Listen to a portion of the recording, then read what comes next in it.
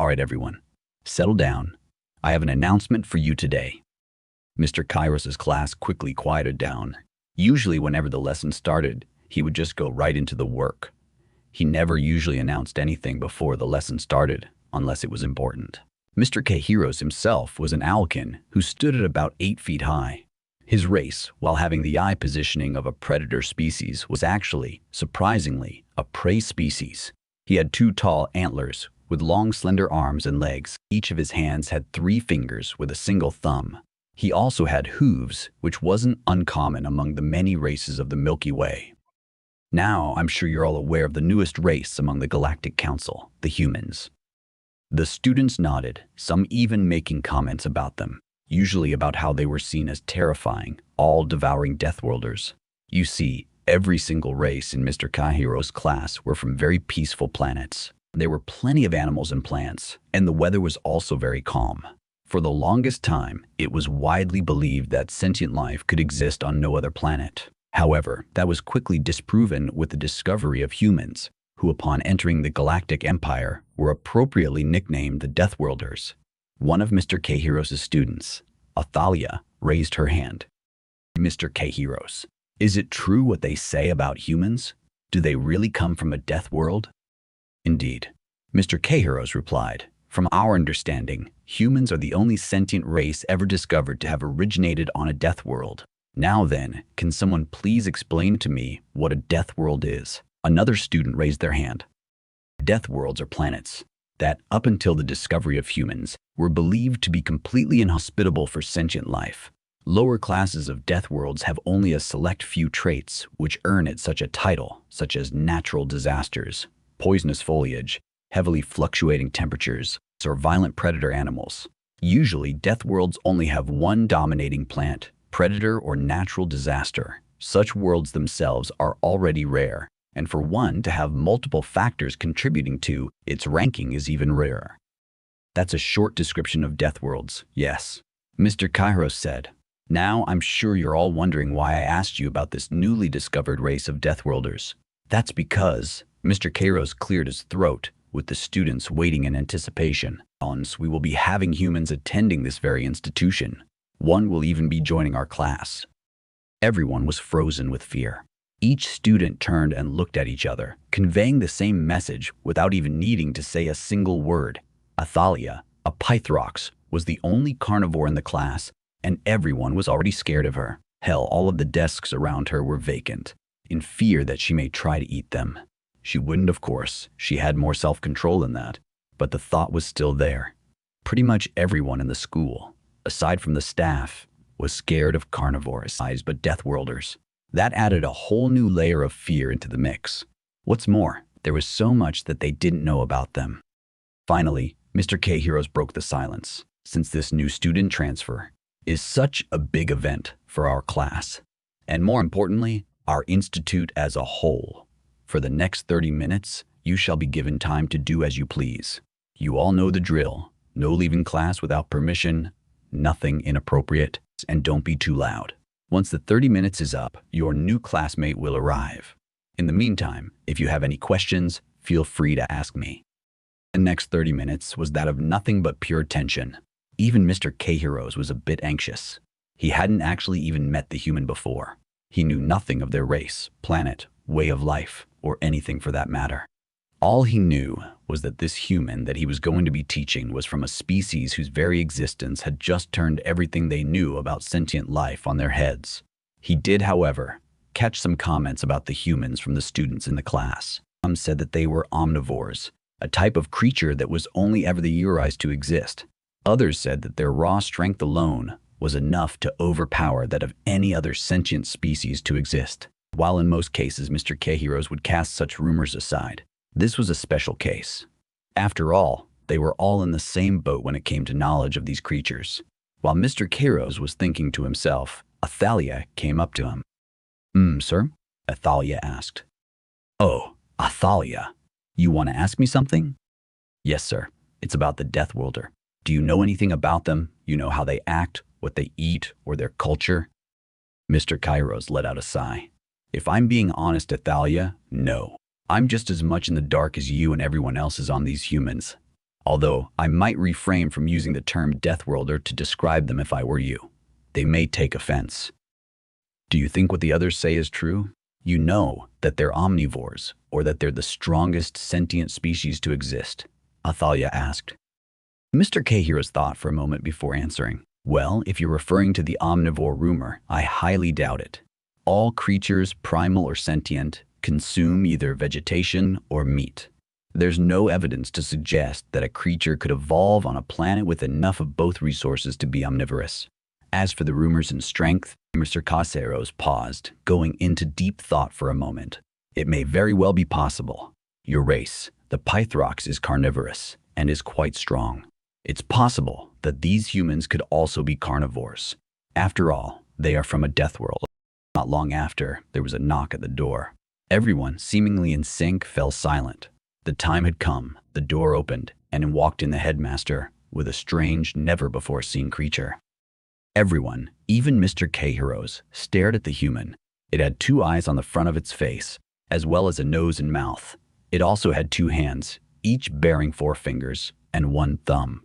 From what it looked like, it was about 6 foot tall, with what appeared to be fur on the top of its head. Athalia, being the only carnivore in the room, noticed that it had a large amount of muscle on its body.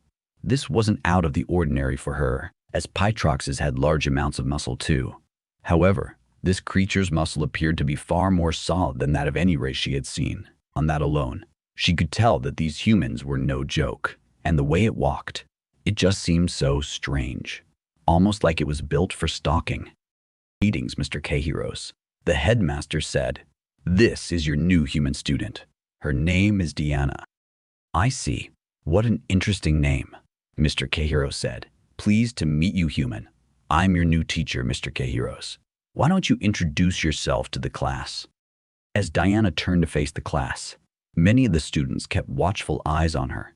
She certainly wasn't what they were expecting, but they all knew that looks could be very deceiving. Diana then cleared her throat and spoke, in an oddly soothing tone, much like an owlkin. This caught Mr. Cahiros a bit off guard. Hello, everyone. My name is Diana. I'm a human from the planet Earth in the Sol system. I'm 17 years old, and I guess what you would consider to be female. The class began to murmur among themselves for only a few seconds before being silenced by Mr. Cahiros. Okay, everyone. As we all know, I'm sure you all want to ask the human Diana many questions. We will, if that's okay with them. Mr. Cahiros turned to Diana, who simply nodded. Even though she had only just arrived, she seemed quite exited to share information about her people and her planet. Mr. Cahiros was also exited. His entire job was to share info and teach people, but he rarely ever got to learn anything new. For your species, are you carnivores or herbivores? One of the students asked. Actually, humans are omnivores. We eat both plants and meat and can survive on diets restricting to only one of those eating styles, Diana replied. The entire class was silent with awe. Even Mr. Cahiros couldn't seem to believe what he was hearing. After all, not even 30 minutes ago, he had just told Athalia that omnivores weren't even real. And yet, one was standing in his classroom, introducing herself in front of his entire class. Another student asked the question that everyone in the room was wondering. But how is that possible? No known species comes from a planet that supports enough plant life and wildlife for them to be omnivorous. Diana tilted her head and gave a confused look. Really? You're telling me that you guys don't have mass quantities of animals or plants on your planet? Well, humans have been hunting and farming since the early days of our race. Heck, most of the wildlife that was on Earth went extinct before we even hit our first industrial age. Quite a few dangerous animals are kept either in public zoos or in wildlife preserves. So your planet is a predator-class Deathworld then, one of the students said. Predator class what? Diana asked. Mr. Cahiros spoke. Oh, Deathworlds are classed depending on what part of the environment is hostile towards sentient life. These come in 4 classes: natural disaster, predator, toxic foliage, or inconsistent temperatures. From what it sounds like, your planet is a predator-class Deathworld. The headmaster simply gulped in anticipation. He'd already read the soon-to-be public reports about Earth and knew that Mr. Cahiros' assumption was very wrong. However, a part of him wanted to see the reaction from everyone's faces when Diana told them the truth about her homeworld. Mr. K. Harrows, was it? Diana said. You say that my planet is a predator-class Deathworld. Well, from what you've described me, it does fit under such a name, but... But what? Mr. K. Harrows said in anticipation. My homeworld, Earth. It checks under all categories for what you guys consider a Deathworld. We have predators, toxic plant life, inconsistent temperatures, and natural disasters, and each of those we have multiple of. Everyone was completely silent. Even Mr. K. Harrows was in shock. How is that possible? You're telling me that you humans survived all of that and became a spacefaring species? Diana simply shrugged. Yeah, why? Is that like not normal or something?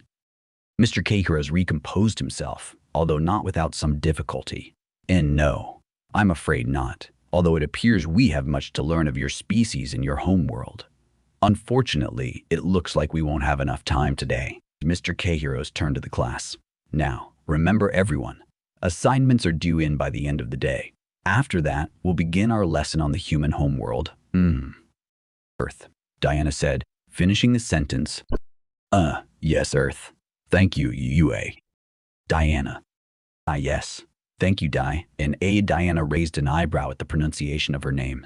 Sure, people had pronounced her name strangely before, but never like that. It's almost as if he was struggling to say it. However, she also remembered that the person in question was an 8-foot-tall alien that looked like a mix between an owl and a deer. No doubt something was going to get mixed up, even with the translators they were wearing. Shortly after, the bell rang, and class was dismissed. As Diana was about to leave, Mr. K. Harrows called out, "Excuse me, human. Could I talk to you? I would like to discuss some things regarding next lesson." Diana turned around and walked over to Mr. K. Harrows.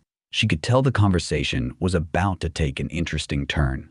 After all, everyone in the class almost shit themselves at the brief description of Earth. Said, "Human Diana. I was wondering if I could have some assistance planning next lesson." "Oh, sure. What do you want to know?" Well, Mr. Harrows looked away from Diana, almost out of shame for having to ask one of his own students for help planning a lesson. When it comes to my knowledge about Earth, I don't actually know anything. In fact, you're the first human I've ever met. Oh, Diana said, nothing at all, huh? I'm afraid not. Nothing about how you humans live, your culture, history, or your planet in general. Well, other than the fact that it apparently checks all the boxes for the galaxy's most dangerous Deathworld. Well, Diana pulled up a chair and sat down on the other side of Mr. K. Harrows' desk. I'm afraid we're going to have to start at the beginning. Meanwhile, back at her dorm, Athalia sat on her bed stewing in her thoughts. Everything that the Deathworlder said, the way it moved, the way it spoke, it was like it was a combination of every other creature across the galaxy, turned up to 11. She could only imagine what its strength was. However, she didn't feel afraid like the others. This could have been partly due to her predatory nature, but a part of it was most definitely curiosity. She would have plenty of time to find out. As from what she had gathered after class was that there were about 30 humans total that had been transferred to this very institution. Oh boy, were things about to get interesting. By the time Diana got out of class, it was the end of the day. Mr. Kairos had been talking to her all day attempting to learn the baseline of human history. He had no idea how deep and complicated it really was. Diana had found out that, unlike humans, every other species in the galaxy had unified back in their Dark Age days. They didn't start civil wars, have infighting governments, or commit mass genocide. Turns out humans were the most violent sentient species to date. Diana herself was walking to her shared dorm with several files loaded onto her school's tablet, which she had been given to her.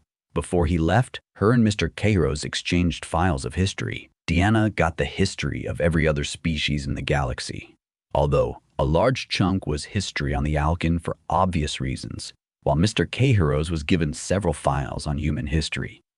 When Diana finally arrived at her shared dorm, she was surprised at how big it was. Her dorm was given a living space with several rooms going off to the sides, a bathroom, kitchen, and sleeping areas. However, she could tell that pretty much everything in there was imported from Earth.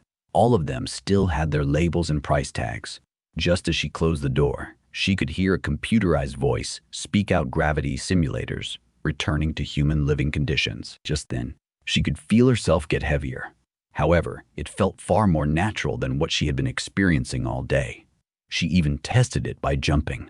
Yep, that's home gravity for yay. As Diana said this, another human exited the kitchen holding a bag of chips.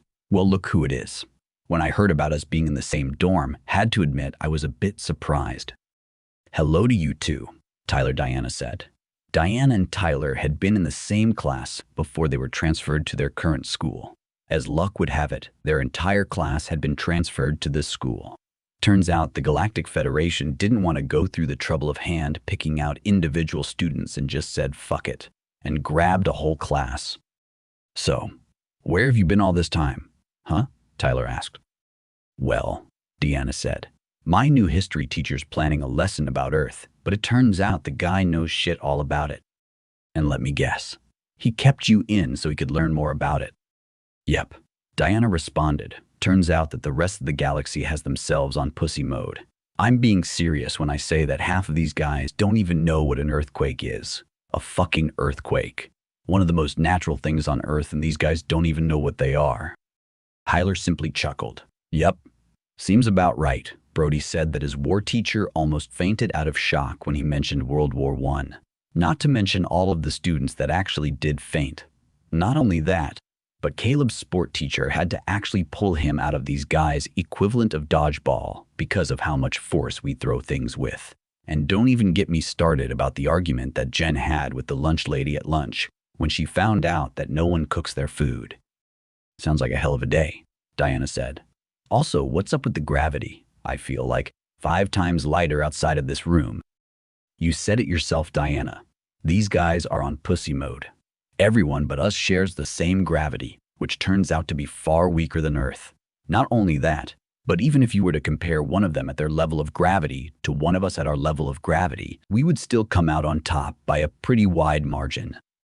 So, we're basically the closest thing to demons compared to them, Diana said. Pretty much. On the bright side, the guys at the school were able to hook up our dorms with internet.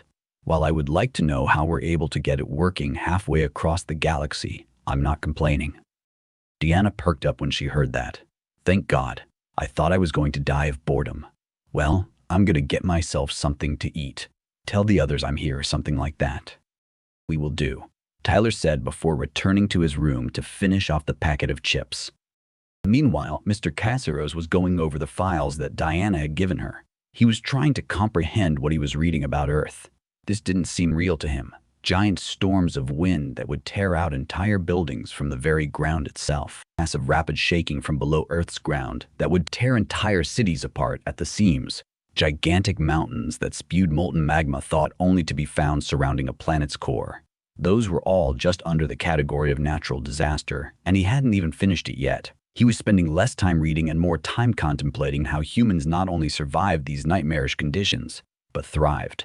Diana even mentioned that humanity had gotten to a point where they were actively killing their planet and destroying the ecosystem. The very thought of a race that could conquer such a world, let alone bring it to its knees, bewildered Mr. Cahiros beyond anything he had heard before. Still working, Mr. Casaros, the headmaster said, walking into the room. Mr. Cahiros yelped in surprise. He hadn't expected anyone to show up at this time. Headmaster? I wasn't expecting you, Mr. Cahiros said in a surprised. I thought I would pop in to see how you were doing, old friend. I assume you're going over the material for your next lesson. Yes, Mr. Cahiros said. I'm just having a hard time taking all of this in. These humans, headmaster, by all accounts, they shouldn't exist. I mean, destructive spirals of wind they call tornadoes. Giant mountains that spew deadly poison and magma into the air. I haven't even finished the natural disasters part, and there's still the other categories. These humans' homeworld tick every factor for a death world. And yet, here they are, the headmaster said. If I'm being honest, I jumped out when I heard that they eat capsaicin as a way of making their food taste more exciting. Please tell me you aren't serious about that, Mr. Cahiros said. I'm afraid I am, old friend. The same capsaicin that destroys every other race's digestive system in the smallest of amounts is consumed by humans in amounts that would fill an entire payload of chemical warheads. Headmaster, you're attempting to convince me that these humans consume a material that has been outlawed in every single system due to its possible use in warfare, Mr. Kairos said, his head now in his hands. If you have a bad reaction to that, I should probably tell you that they also consume caffeine on the daily. You know, the same substance that when consumed by any other species overloads their system and makes their entire body fail. Mr. Kairos looked up at the headmaster and then promptly slammed his head on his desk, groaning. The headmaster chuckled before walking out of Mr. Kairos' office. Don't worry, old friend. Your next lesson with the human dye and AA isn't for another day or two. You'll have plenty of time to read up on the humans until then. Mr. Kairos looked up before letting out an even louder groan. If the shock from these files didn't kill him, the humans just might. The next day came around, and Diana was heading to the gym. Her first class of the day was PE, physical exercise. While she didn't exactly look forward to it, she reminded herself that she wasn't on Earth anymore, and that pretty much everyone else in the school, save for the other 29 humans, was apparently much pittance to them. Hell, the gravity here was about 5 times lighter, so the most likely outcome was that she would end up blitzing everyone. When she got to class, she was greeted by gym instructor Coker, another Alkin. He wasn't the same teacher that taught Caleb, so he had no idea what was in store for him. So, you're the almighty Deathworlder species I've heard so much about. Let me tell you first, bucko, in my gym, you're all equals until proven otherwise. You want to prove yourself to me, then you have to earn it. Diana simply smirked at Mr. Coker. Well, I suppose I will then. Mr. Coker smiled. He liked a challenge. Despite everyone who had come before him boasting about their strength, they all crumbled under his lessons. I'll admit, Deathworlder, you've got spirit. But let's see if said spirit matches your muscle. Mr. Coker turned and addressed the class. All right, everyone. Let's start this off plain and simple. 1 lap around the gym. Everyone groaned. None of them wanted to run it. It would take 5 minutes for them to all do it at least. Diane, on the other hand, just stood there, confused. Just 1 lap. Mr. Coker turned to face her. Damn straight. Now move it. Get those bodies into action. Deathworlder, you're at the back. If you think it's so easy, then let's see if you can overtake everyone. Mr. Coker internally chuckled. There was no way she'd be able to outperform the rest of the class. After all, these students had been in this class the whole year up until this point. She had no chance. At least, that's what he thought at first. When everyone started running, Diana blitzed past them instantly. It was like comparing an athlete runner to a sports car. Mr. Coker's jaw dropped instantly. If it could, it would have hit the floor and gone through it. Within less than 20 seconds, Diana had sped around the gym like lightning. Done. Mr. Coker was in complete shock. The other students had stopped running and were just staring at her. She didn't even look tired. How did you? Diana simply responded. Dude, my planet's gravity is like 5 times heavier. Even if I was under those conditions, I'd still be faster. Mr. Carr simply sat down. Everyone else, finish your run. I think I need to sit down. Diana went up to Mr. Coker and asked, So, does my spirit match my muscle? Before Mr. Coker could even think of an answer, the doors to the gym opened. Running in was Tyler. Sorry I'm late, sir. I got lost trying to find this place. Diana simply stated. I told you we should have come here together. Hey, Tyler said. Better late than never. So, what's going on? We were told to run a lap around the gym. Diana said. Wait, 1 lap? You're kidding, right? I'm afraid not. Diana pointed to the other students, who had almost reached the quarter-way mark. Oh, they're on that slow, huh? Yep. Even with a planet with 5 times weaker gravity, these guys still run slower than a 5-year-old. All throughout this conversation, Mr. Coker was just listening. Did these humans really think that his class, his elite sports class, was slow? He wanted to protest, but he had just witnessed the speed of a human. Of course, they would consider such speeds trivial. Well, since we'll be waiting a while, Tyler said, grinning at Diana. Want to see who's got the better speed? Diana couldn't help but grin back. Oh, so you're challenging me, huh? Well then, game on. As the 2 humans approached the track, Mr. Coker couldn't help but watch with anticipation. He had seen the speed of a single human. Now he was about to see two of them race each other. The next few minutes went by like lightning. As the rest of the class were finishing their single lap, the humans shot around the gym like lightning, attempting to outrun the other. Hell, the speed from them alone was enough to throw others off balance. They were just that fast. By the time the class had finished their lap, the humans had already ran around the gym almost 50 times. Diana was clearly holding back when she ran her first lap. The rest of the class went about the same. Whenever a new physical challenge was presented to the humans from Mr. Coker, they finished it with ease. Weightlifting, easy. Push-ups, trivial. Sit-ups, play. It didn't matter what he tried to do. The humans were just too strong. In fact, often the two of them would compete against each other and, in the process, leave everyone lost for words. By the time class was over, Diana and Tyler found themselves more. However, it was time for everyone to head to the cafeteria. Such competition made the pair hungry.